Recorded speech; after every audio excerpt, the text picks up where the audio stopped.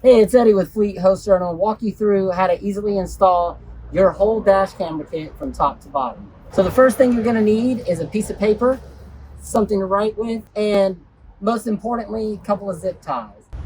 Okay, so the first thing we want to do is we want to record the serial numbers from our devices. So you have your Geotab Go device and a serial number, and you also have a serial number on your dash camera.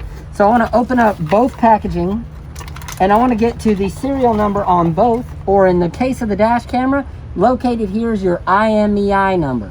So all we want to do is write down the serial number of your Geotab device and of the IMEI number on your paper. Okay, so what I've done is I've recorded the Geotab device, the camera IMEI number, and I've also put my truck or vehicle number that's on here. So in this case, it's going into a truck. In your case, it may be a car. So you would just put the car number, license plate number, or however you're going to associate that. So if you're doing multiple, you know which vehicle has which devices. Okay, so the next thing I'm going to do is I'm going to show you the other components to the OBD 4-way harness, as well as the camera OBD adapter. So I open the packaging for the camera's OBD adapter, and then I've also got the exclusive 4-way harness that allows you to connect multiple items at once. I'm going to open this up, I'm going to start the installation on this and show you how easily you can plug and play this whole system and install this whole system in a matter of minutes. Okay, so in this installation, we're going to install the tamper-proof cap, as well as the 4-way OBD connector and the OBD adapter for the camera. This is all relatively simple. We've already recorded our information on the camera. So the next thing we're going to do is we're going to connect the OBD adapter of the camera. And you see here it's got a long cable. We're going to connect that to the camera itself. And then we're going to sleeve the tamper-proof cover over the camera and feed the wire out of the side here, just like this. What this allows us to do is have the security of knowing that this adapter cannot be removed by somebody driving the vehicle. It's going to stay put so that they don't unplug it. And it has 2 tamper-proof screws on the inside so that we have the ability to go in, tighten these down, and it's going to stay just where we put it. Okay, so now we've got the tamper cap installed on the camera. The next thing we're going to go with is how to connect it to our 4-way harness. So you'll notice at the other end of this connector here, you've got the OBD adapter.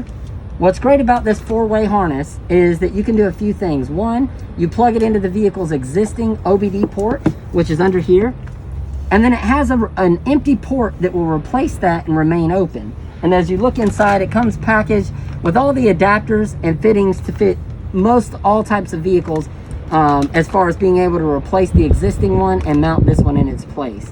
So you're plugging into a port and you're having an available port to replace it. And then you've got 2 extra ports. So what do you do with those ports? Well, for one of which, you can plug in the camera. It plugs in just like so. Snap it into place. And then that's where the zip tie comes in. You want to take a zip tie, and you'll want to attach the zip tie around these harnesses so that they don't accidentally get pulled apart. So normally you just zip tie it around like this, cinch that down, you're ready to go. Then you've got another port here, and conveniently enough, your Geotab device will plug right into this adapter like so. Put a zip tie around this one as well. And then you can zip tie everything in place back behind the dashboard underneath.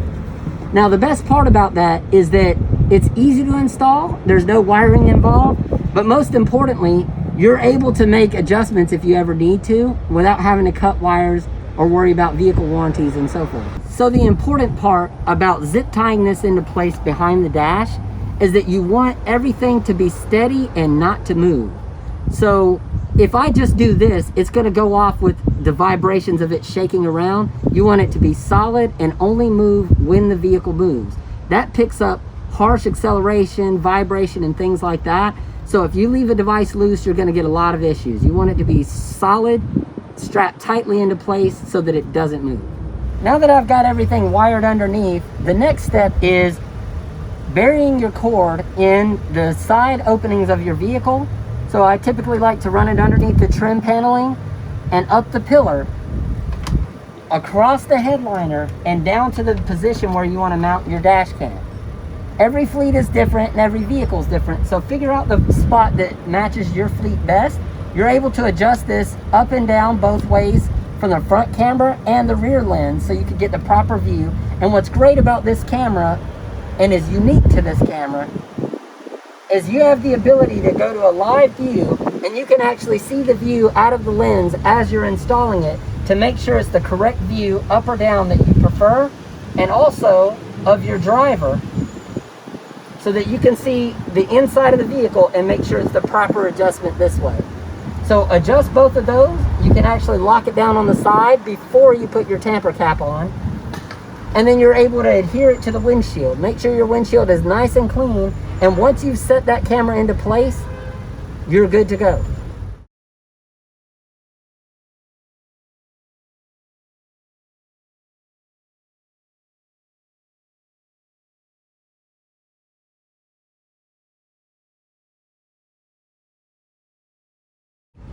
So now that we've got all the wires hidden and everything's installed, what we did is we found a great place on the windshield to mount it, close to the center or a little toward the driver. And what we've done is we've adjusted the camera for a great view out of the camera lens and then a view back to the driver, so that when I switch views, I can see the driver cleanly. I'll be able to pick up on distracted driving events, and I'll also be able to go back and look at the view out of the front windshield and capture everything with a very minimal footprint on the front windshield.